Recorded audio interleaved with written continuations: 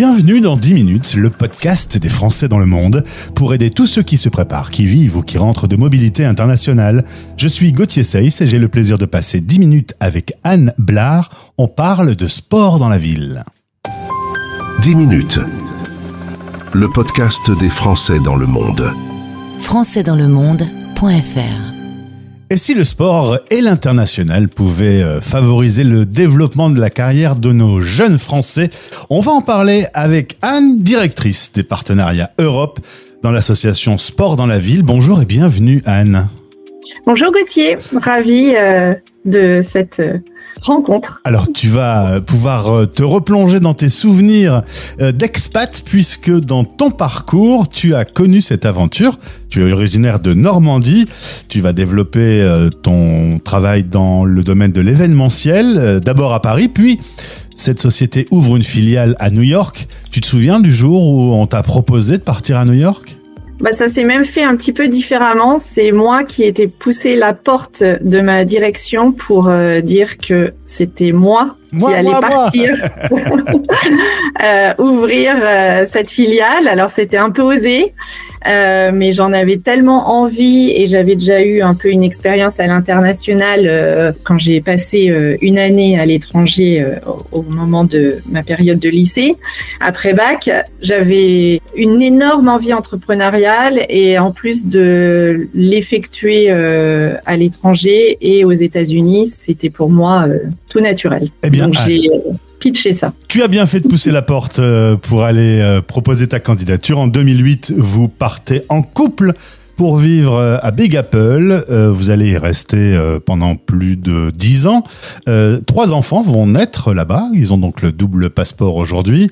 Il y a eu des hauts et des bas, tu m'as dit. Alors on va sélectionner le meilleur souvenir et le pire souvenir, si tu veux bien, de cette vie à New York. Les meilleurs souvenirs, c'est à la fois la découverte de cette ville extraordinaire, si énergisante, qui nous booste chaque jour, comme elle peut aussi nous dégoûter chaque jour parce que c'est une ville compliquée. Mais les souvenirs, il y en a des tonnes. Après, je pense que un des premiers souvenirs, ça allait être d'ouvrir la porte de son bureau au 42e étage en plein Bryant Park et de se dire je suis là, j'ai une vie professionnelle passionnante et en plus je suis au cœur de la ville la plus vibrante au monde. Donc voilà. Et le pire, du coup, maintenant, le truc qui t'a vraiment fait bugger ou t'as regretté peut-être ? Il y a eu une période évidemment hyper difficile où on supporte plus le bruit là-bas. Je pense que tout expat vivant dans Manhattan, nous on y vivait et on y travaillait. Tout ça à un moment donné compliqué, mais c'est une période qui passe. Et après on l'entend plus. Et même, je vais te dire que ce qui nous dérangeait, c'était quand on rentrait en France, en Normandie, c'était le silence. C'était trop calme.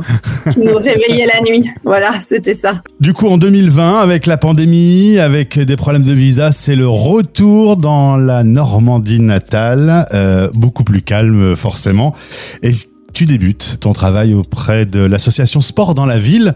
Alors, est-ce que tu peux me présenter cette association créée en 1998 ? Bien sûr. Alors, Sport dans la ville, c'est une super association qui, c'est la plus principale association d'insertion professionnelle des jeunes issus des quartiers, ce qu'on appelle les QPV, les quartiers prioritaires de la politique de la ville, via le sport. C'est-à-dire que, en fait, on utilise le sport comme vecteur d'intégration professionnelle.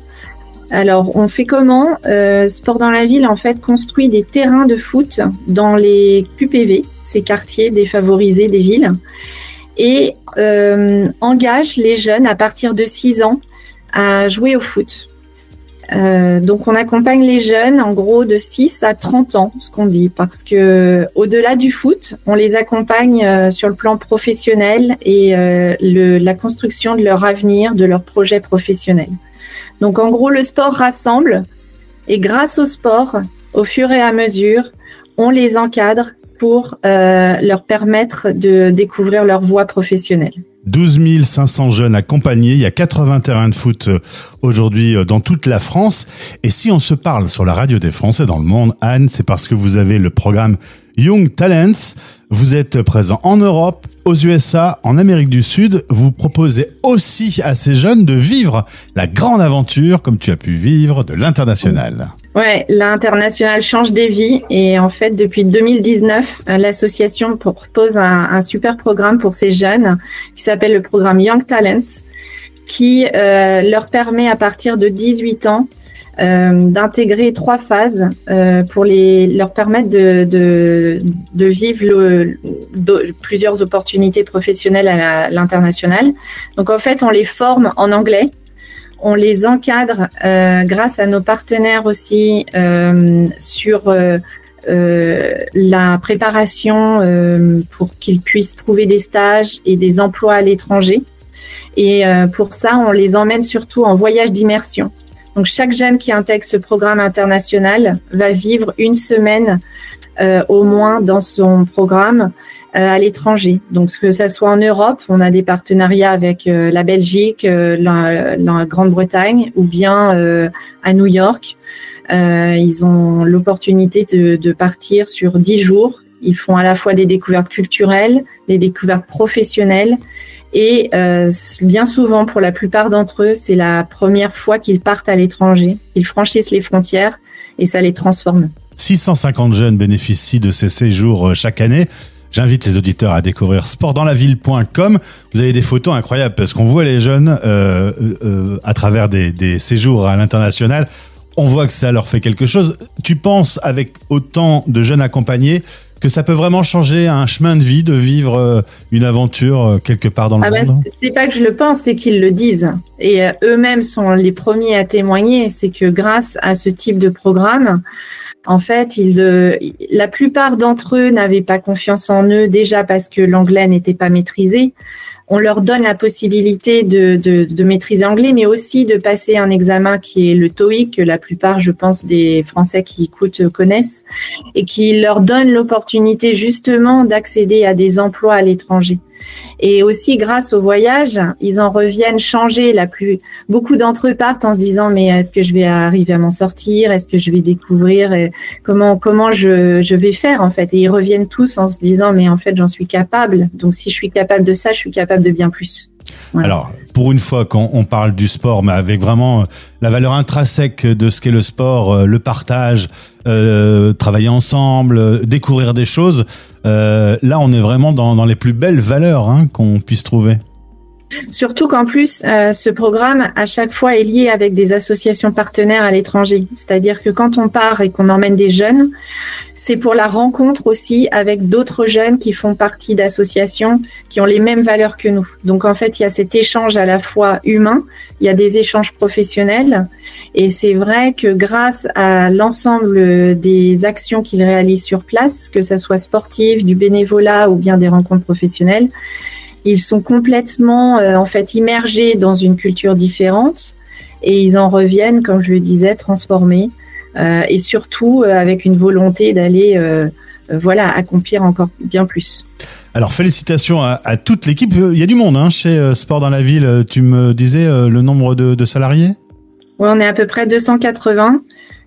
Sachant que on a en fait de nombreuses équipes qui sont sur les terrains pour encadrer nos jeunes, nos coachs sportifs, nos responsables d'insertion qui sont auprès des jeunes, auprès des familles dans les quartiers pour vraiment les accompagner de A à Z dans leur développement. Et puis après, on a toutes les équipes support, projets, partenariats. Le siège de l'association est à Lille, à Lyon.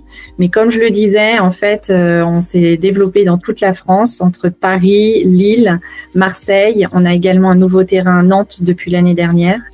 Et puis, on a des beaux campus qui permettent de développer nos programmes. Et on a un très beau campus international qui va se construire à Roubaix à partir de la fin de l'année.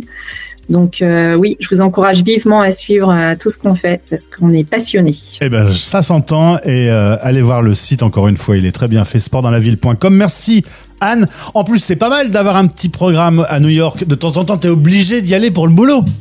Oui, alors en fait, moi je m'occupe plus de l'Europe, mais nos jeunes sont vraiment heureux de vivre cette expérience dans la Big Apple parce qu'en effet, c'est incroyable et ils en reviennent bouleversés à chaque fois, positivement. L'insertion pro des jeunes par le sport. Sport dans la ville. Merci beaucoup, Anne. Au plaisir de te retrouver sur l'antenne de la radio des Français dans le monde. Merci Gauthier. À bientôt. Français dans le monde. Vous écoutez la voix des expats.